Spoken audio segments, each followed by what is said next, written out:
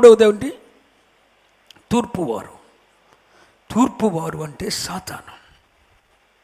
అంటే మనం ఎంత ఆధ్యాత్మికంగా ఎదగాలనుకుంటామో, ఆధ్యాత్మికతలో ఎంతగా ముందుకు సాగిపోవాలనుకుంటామో, భక్తిలో, ప్రతిష్టతలో, వైరాగ్యంలో దేవునికి ఇష్టమైనట్లు ఎలా బ్రతకాలనుకుంటామో అంతగా సాతాను మన మీద దాడి చేస్తుంది. సాతాను మన మీద దాడి చేస్తుంది.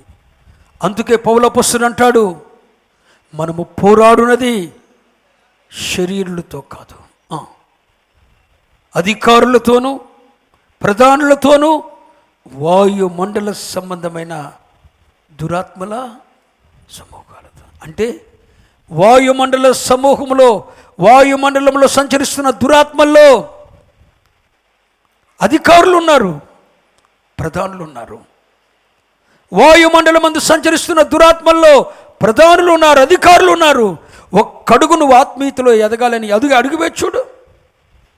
అడుగడుగున నీ ఆత్మీయతకు అడ్డు కలిగిస్తాయి. క్రీస్తు కొరకు శ్రమపడాలని చూడు, నీ శరీరంలో సత్తువు లేకుండా చేస్తాయి.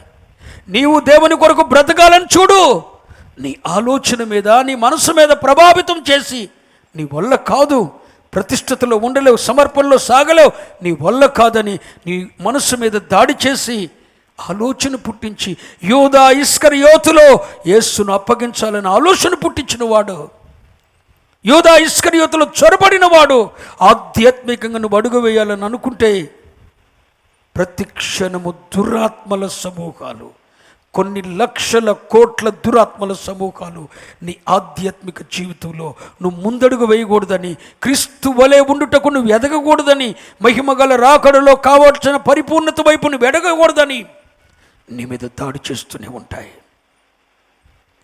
కన్ఫామ్ దాడి చేస్తూనే ఉంటాయి. ఒక్కరోజు కాదండి, ఇప్పుడు నేను చెప్పాను చూసారా, 3 రకాల శత్రువులు. ఒక క్రైస్తవుడు, ఒక ఆత్మీయుడు ఆధ్యాత్మికతలో ఈనదశకు పోవటానికి 3 కారణాలు. 1 చెప్పాలి, లోకం అనండి, లోకం. 2 శరీరం. 3 సాతాను. మరి ఈ 3టిని మనం జయించలేమా? ఈ 3టిని మనము జయించలేమా? చెప్పండి, ఈ 3టిని మనము జయించలేమా? జయించగలము. Praise the Lord. జయించగలము. జయించుటకు ప్రభు మనకిచ్చిన సాధనాలే 3. క్రైస్తవుడు ఖచ్చితంగా ఈ మిద్యానీయులు ఈనదశకు వచ్చినప్పుడు, ఎవరి వలన ఈనదశకు వచ్చారో, ఏ మిద్యానీయుల వలన, ఏ అమాలేకీల వలన, ఏ తూర్పు వారి వలన ఈ ఇశ్రాయేలు ప్రజలు ఈనదశకు వచ్చారో వారిని జయించడానికి దేవుడు ఇచ్చిన 3 సాధనాలు. 1 బూర, 2 కుండ, 3 దివిటి. ప్రభు ఏం చెప్పారు? బూరను ఊదమన్నాడు. దేనికి? శత్రువుని జయించటానికి. నీ ఆత్మీయ ఈనదశకు కారణమైన, నీ ఆధ్యాత్మిక ఈనదశకు కారణమైన లోకమును నువ్వు జయించాలన్నా, నీ శరీరంలో ఉన్న పాప నియమమును జయించాలన్నా, సాతాను నీకు విరోధంగా పనిచేస్తున్న దురాత్మల సమూహమును నువ్వు జయించాలన్నా, నువ్వు చేయవలసిన మొదటి పని ఏంటో తెలుసా? బూర ఊదాలి. అనండి. బూర ఊదాలి అంటే అర్థం ఏంటో తెలుసా? పౌలు అపొస్తలుడు కొరింథీయులకు పత్రిక రాస్తూ అంటాడు, సువార్త ప్రకటించేవాడు చేసే పరిచర్యలు చాలా ఉన్నాయి అని చెబుతూ, ఓ దైవజనుడా, నువ్వు సంఘానికి ప్రకటిస్తున్నప్పుడు నువ్వు బూర ఊదుతున్నావో, పిల్లను గ్రోవి ఊదుతున్నావో, వీణే వాయిస్తున్నావో, అది స్పష్టంగా ఉండాలి అంటాడు. నీవు బూర ఊదినప్పుడు అది స్పష్టము కాని ఎడల యుద్ధమునకు ఎవడు సిద్ధపడతాడు అంటాడు పౌలు అపొస్తలుడు.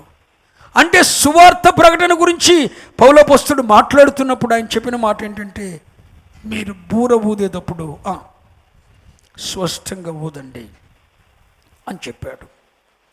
బూర ఊదుట అంటే అర్థం ఏంటంటే ప్రకటన చేయుట అనండి. ప్రకటన చేయుట. నీవు లోకం మీద, శరీరం మీద, సాతాను మీద, నీ ఆధ్యాత్మిక జీవితాన్ని ఈయన దశకు తీసుకుని వస్తున్న లోకం మీద, శరీరం మీద, సాతాను మీద నువ్వు జయం పొందాలంటే నువ్వు చేయవలసిన మొదటిది బూర ఊదాలి. అంటే అర్థమేంటో తెలుసా? ప్రకటన చేయాలి. ప్రకటన చేయాలి. ఏమని ప్రకటన చేయాలి? ఏమని ప్రకటన చేయాలి? నీ దేవుడు నీ పట్ల దేనిని చేయగలడు? నీ దేవుడు, నీవు ఆరాధిస్తున్న దేవుడు, మృతిని గెలిచి తిరిగి లేచినవాడు.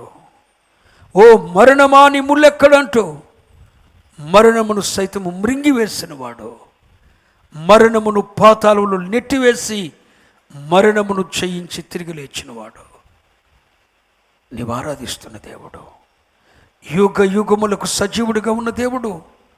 ఆ దేవుడు నీ పట్ల ఏమి చేయగలడని నువ్వు నమ్ముతున్నావో, ఏది చేయగలడని నువ్వు విశ్వసిస్తున్నావో దానిని నీవు ప్రకటన చేయాలి.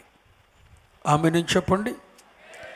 విశ్వాస జీవితంలోనైనా, ఆధ్యాత్మిక జీవితంలోనైనా, నీ కుటుంబపరమైన సమస్యలు, ఆర్థికపరమైన ఒత్తిళ్లు నీకు ఎదురైనా, ఏ విధమైన సమస్య నీ మీద దాడి చేసినా, అది ఆధ్యాత్మిక సమస్య అయినా, అది ఆర్థికపరమైన ఇబ్బంది అయినా, కుటుంబ జీవితంలో ఎదురైన సమస్యలైనా, దేనినైనా సరే నువ్వు జయించటానికి, లేదు శరీరమును జయించాలన్నా, లోకమును జయించాలన్నా, లోకములో ఉన్న వాటిని, లోకమును, శరీరమును, సాతాను నీ ఆత్మీయ జీవితానికి విరోధంగా పోరాడి నీ ఆత్మీయ జీవితాన్ని హీనదశ కలుగు చేస్తున్న ఈ లోకమును, శరీరమును, సాతానును జయించాలన్నా, నీ జీవితంలో ఎదురైన ఆధ్యాత్మిక కుటుంబ దైనందిన జీవితంలో ఎదురైన సమస్యలను జయించాలన్నా, ఒక ఆత్మీయుడిగా నీ జయ జీవితానికి ఉండవలసిన మొదటి సాధనం బూర ఊదటం. అంటే అర్థమేంటో తెలుసా? నీ దేవుడు ఏమి చేయగలడని, నీ దేవుడు ఏమి చెయ్యగలడని, నీ దేవుడు ఏమి చెయ్యగలడని నీ హృదయమందు విశ్వసిస్తున్నావో సందేహింపకుండా దానిని నీ నోటితో ప్రజల ఎదుట ప్రకటన చేయాలి. బోరదెంత ఊతారు చెప్పరేంటండి? నోటితో. నీ ప్రభు దేన్ని చేయగలని నువ్వు నమ్ముతున్నావో, నీ పరిచర్యలో, నీ ఆధ్యాత్మిక జీవితంలో, నీ కుటుంబ దైనందిన వ్యక్తిగత ఆధ్యాత్మిక జీవితాల్లో నీ ప్రభువు దేనిని చేయగలడని నువ్వు నమ్ముతున్నావో, నీ హృదయమందు నీ దేవుడు దేనిని చేయగలడని విశ్వసిస్తున్నావో, నీవు విశ్వసించిన దాన్ని, నీ హృదయమందు విశ్వసించిన దాన్ని సందేహింపకుండా నా దేవుడు నా పక్షంగా నా ఆధ్యాత్మిక జీవితంలో దేనిని చేయబోతున్నాడో, ఇది నేను అనుభవించబోతున్నాను, ఇది నా జీవితంలో జరగబోతా ఉన్నది, విశ్వాస ప్రకటన చేయాలి. దావీదు గొలియాతు ముందు నిలబడి అదే ప్రకటన చేశాడు. చిన్నవాడైన దావీదు గొలియాతు ముందు నిలబడి ప్రకటన చేస్తున్నాడు. గొలియాతు, నా దేవుడు ఈ దినమున నిన్ను నా చేతికి అప్పగిస్తున్నాడు. ఈ దినమున నిన్ను నా దేవుడు నా చేతికి అప్పగిస్తున్నాడు. నేను నిన్ను నీ తల నరికి వేస్తాను. నీ కళేబరాన్ని ఆకాశ పక్షులకు ఆహారంగా ఎగరవేస్తాను. ఓ చిన్నవాడండి, చిన్నవాడైన దావీదు ఆజానుబావుడు, యుద్ధవీరుడు, పరాక్రమశాలి అయిన గొలియాతు ముందు నిలబడి నా దేవుడు ఏమి చేయగలడో అని చెప్తున్నాడు. నువ్వు చెప్పగలవా ఈ మాట?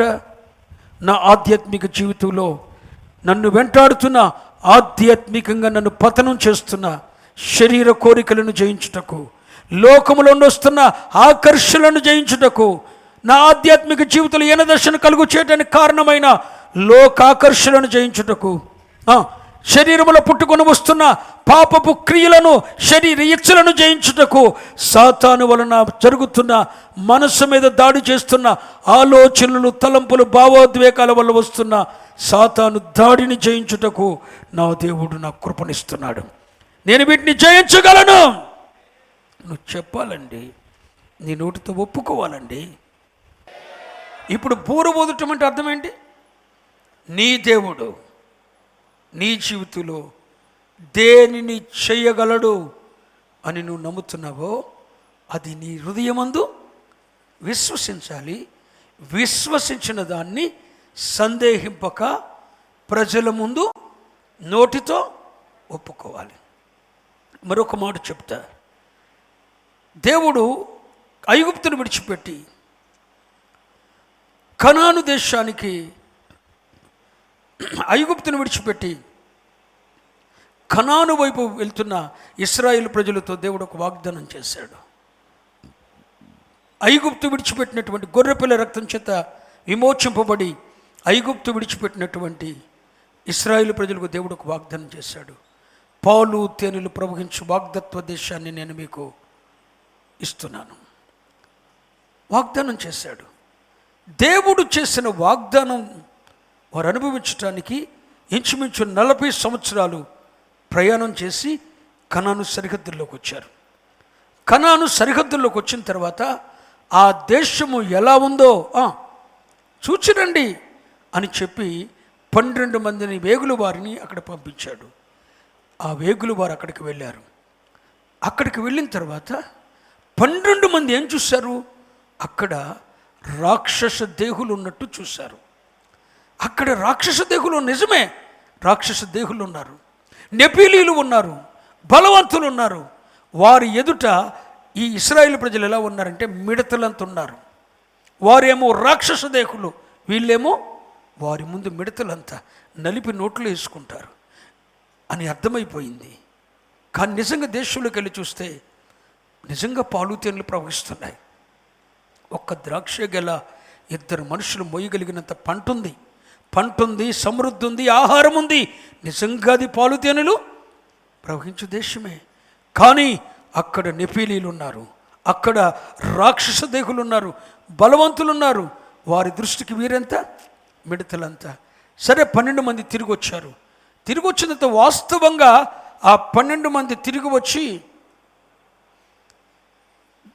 తమ నాయకునితో చెప్తున్నారు, అయ్యా, మేము చూచి వచ్చిన దేశము అది నరులను భక్షించు దేశం. అక్కడ రాక్షస దేహులు ఉన్నారు. వారి దృష్టికి మేము మిడతల వలె ఉన్నాం. మనం ఆ దేశంలోకి వెళ్ళామా వారికి మనము ఆహారమైపోతామని చెప్పారు. వెళ్ళొచ్చిన వారిలో 10 మంది.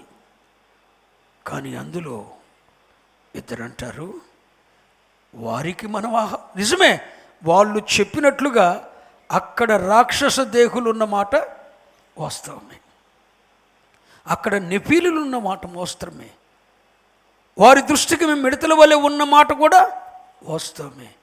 కానీ మన దేవుడు మన పక్షమందున్నాడు కనుక నిశ్చయంగా మన దేవుడు మనతో చెప్పినట్లు దానిని మనము స్వాధీనపరుచుకుంటాము.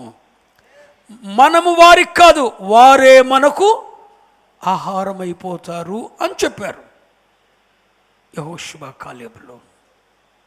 సరే, యెహోషువను పక్కన పెట్టండి, ఎందుకంటే అతను నాయకుడు కాబట్టి. ఆ యథార్థమైన మాట చెప్పిన, విశ్వసించి చెప్పిన వాడు ఎవడు? కాలేబు. మరి కాలేబుని అడుగుదాం, కాలేబా, నీకు ఆ నెపీలీలు కనపడలేదా? కనపడ్డారయ్యా. అక్కడ రాక్షస దేహులు లేరా? ఉన్నారయ్యా. మరి అక్కడ వారి దృష్టికి నువ్వు మిడతల్లాగలేవా? ఉన్నానయ్యా. మరేంటి వారికి ఆహారం అవుతావు, నువ్వేంటో వారే మాకు ఆహారం అవుతూ ఉంటావు. అప్పుడు ఈ కాలేబు అంటాడు,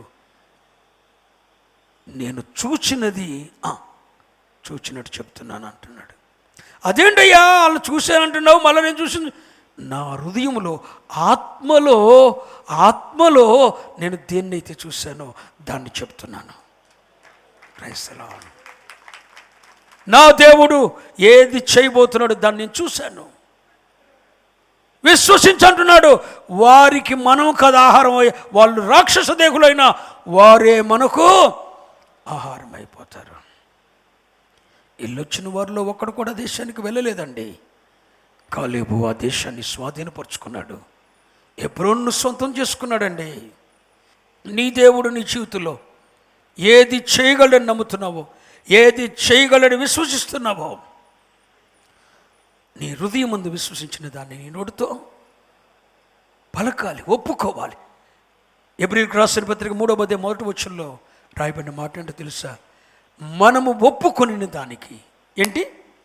మనము ఒప్పుకొనిన దానికి ఆయన అపోస్తలుడును ప్రధాన యాజకుడే ఉన్నాడు. అంటే నీ హృదయమందు ఆయన ఏమి చేయగలడని విశ్వసించి నీ నోటితో ఒప్పుకుంటావో దానికి ఆయన బాధ్యత తీసుకున్న దేవుడై ఉన్నాడు. అందుకని నువ్వేం చేయాలి? బూరబోదాలి. ఇదిగో నా శరీర ఇచ్చలను నేను జయించబోతున్నా. నా శరీర ఇచ్చలను జయించుటకు నా దేవుని హస్తము నాకు తోడుగా ఉంటుంది. నా దేవుని కృపచేత లోక ఆకర్షణ అనే మిథ్యానీయులను నేను జయిస్తా. నా దేవుని కృపచేత, నా దేవుని బలము చేత, ఆత్మ బలము చేత శరీరంలో పుట్టుకొని వస్తున్న శరీర ఇచ్చలను నేను జయిస్తా. నా మీద దాడి చేస్తున్న, నాకు నా కుటుంబ వ్యవస్థకు విరోధంగా పనిచేస్తున్న ఈ లక్షల కోట్ల దురాత్మల సమూహాలను నా దేవుని ఆత్మశక్తి చేత జయించుటకు నేను శక్తి గలవాడను, నేను జయిస్తాను అని చెప్పగలిగితే, విశ్వాసముతోను బూర మ్రోగించగలిగితే, నీ హృదయమందు విశ్వసించిన దానిని సందేహింపక నోటితో నువ్వు ఒప్పుకోవటమే బూర ఊదటం. ఇలాంటి ప్రక్రియ ఏ సేవకుని జీవితంలో జరిగినా, ఏ విశ్వాస జీవితంలో జరిగినా అద్భుతములు చేయటానికి ఆయన సంసిద్ధుడై ఉన్నాడు. జయ జీవితము నీకు అనుగ్రహించబడుతుంది యేసు నామములో.